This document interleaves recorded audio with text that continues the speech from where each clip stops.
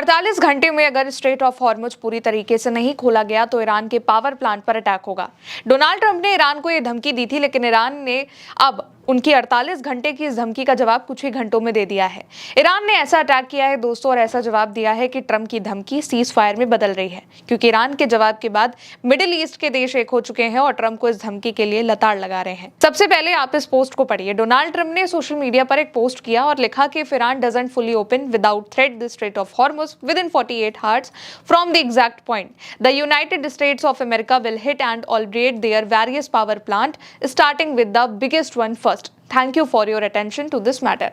यानी कि अगर ईरान ने बिना किसी धमकी के स्ट्रेट ऑफ हॉर्मुज को 48 घंटों में नहीं खोला उनके इस पोस्ट के एग्जैक्ट लिखने के बाद, तो अमेरिका ईरान के अलग अलग पावर प्लांट पर अटैक करेगा और सबसे पहले ईरान के सबसे बड़े पावर प्लांट को टारगेट करेगा। बस ट्रंप की इस धमकी और पोस्ट के कुछ ही घंटों के बाद ईरान ने इसका जवाब भी दे दिया। पहले तो ईरान ने अपना अटैक और भी तेज कर दिया, मिसाइलों की 74वीं खेप लॉन्च कर दी। यहां तक मिसाइलों को आसमान में भर दिया है और केवल एक्शन नहीं, ईरान ने इसका मुंह जबानी भी जवाब दिया है। ईरान ने यह भी जवाब दिया है कि अगर यह अटैक हुआ तो हॉर्मुज स्ट्रेट जो अभी चालू है वो पूरी तरीके से बंद कर दिया जाएगा और तब तक नहीं खोला जाएगा जब तक ईरान के नष्ट पावर प्लांट दोबारा से बंद नहीं जाते। दूसरी चेतावनी ये दी ईरान ने कि पूरे मिडिल ईस्ट में यूएस और इजराइल से जुड़े सभी एनर्जी इंफ्रास्ट्रक्चर पर हमला किया जाएगा। गल्फ देशों जैसे कि UAE, Kuwait, Saudi, Bahrain, Qatar, यहां कहीं जितने भी एनर्जी प्लांट, पावर प्लांट से सब पर ईरान हमला करेगा, अटैक करेगा। इसके अलावा वाटर डिसलिनेशन प्लांट्स, जो पीने का पानी बनाने वाला प्लांट है जिस पर 90 से 99% गल्फ देश निर्भर करते हैं, इस पर भी ईरान अटैक करेगा। यहाँ के आईटी सिस्टम और क्रिटिकल इंफ्रास्ट्रक्चर पर अटैक करेगा। आईआरजीसी और खत्म अल अनबिया कमांड ने एक चेतावनी भी दी कि मिडिल ईस्ट के सारे यूएस जियोनिस्ट एनर्जी टारगेट होंगे और इन पर अटैक होगा और पूरे मिडिल ईस्ट रीजन में ब्लैकआउट कर दिया जाएगा। ईरान का यह जवाब ट्रंप की धमकी से 100 गुना ज्यादा पावरफुल है और अब तक ईरान ने जहां भी अटैक करने को चेताया है, जहां कहीं भी अटैक की चेतावनी दी है, उसने वहां अटैक भी किया है। इसलिए जैसे ईरान ने अपना स्टेटमेंट दिया, मिडिल ईस्ट के देशों में खलबली मची हुई है और उन्होंने ट्रंप से बात करनी भी शुरू कर दी है। बात यह करी है कि ट्रंप ईरान के पावर प्लांट पर हमला ना करे और वो भी जो धमकी दे रहे हैं वैसा कुछ भी ना करे, क्योंकि अगर ईरान बदला लेने पर आ जाता है तो मिडिल ईस्ट पर मुसीबत बढ़ जाएगी। अब ट्रंप पर भी प्रेशर बनना शुरू हो गया है, क्योंकि अगर ईरान ने ऐसा कुछ भी किया तो मिडिल ईस्ट के साथ अमेरिका को भी बहुत बड़ा नुकसान हो जाएगा। इसलिए ट्रंप ये भी सोच रहे हैं कि उन्होंने ईरान को जो ये धमकी दी है ये उनकी बहुत बड़ी गलती तो नहीं है।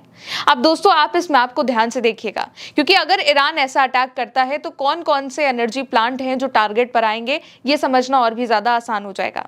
सबसे पहले ये समझिए कि अगर ईरान अटैक करेगा तो पूरे मिडिल ईस्ट में अंधेरा हो जाएगा और कहीं भी बिजली नहीं आएगी।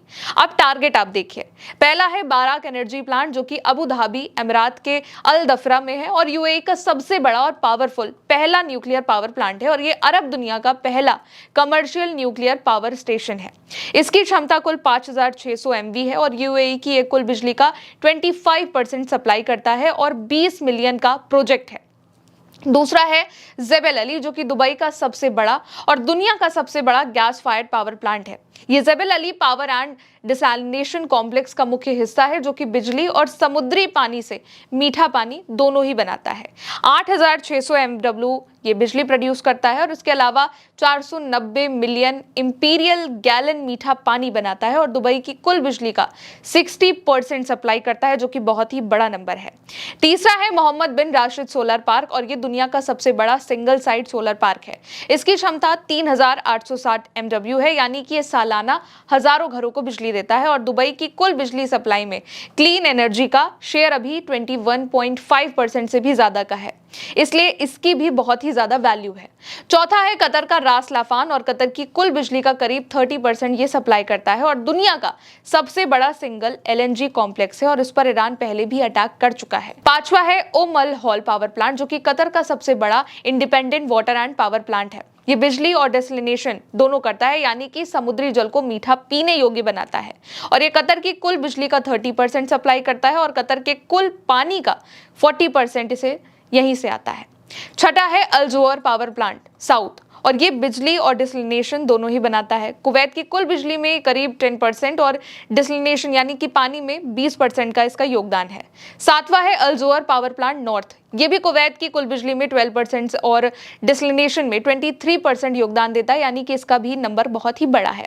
8वां है शागिया एनर्जी प्लांट, जो कि कुवैत का सबसे बड़ा रिन्यूएबल एनर्जी कॉम्प्लेक्स है और कुवैत की कुल बिजली में 0.3 से लेकर 0.5% प्रोड्यूस करता है।